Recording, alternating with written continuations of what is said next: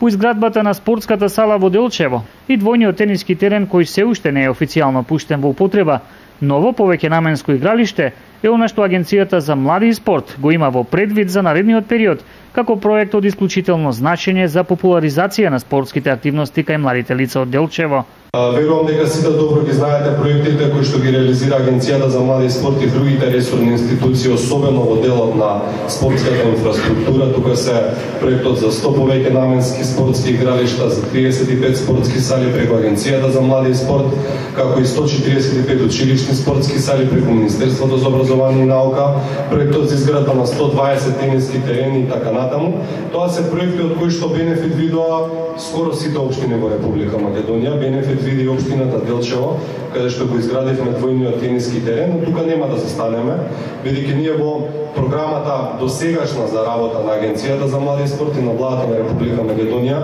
имавме предвидено изградба и на повеќенаменско игралиште кој што во следниот период ќе го изградиме, секако заедно со општината. Од новите проекти кои председателот на ВМРО ДПМН Никола Груевски ги промовираше во изминатиот период, а со кој ќе биде опфатена и општината Делчево, е и проектот за изградба на фитнес зони низ целата држава, проект за чија реализација во првата фаза ќе бидат опфатени 18 поголеми градови од државата, а во втората фаза ќе биде опфатен и градот Делчево.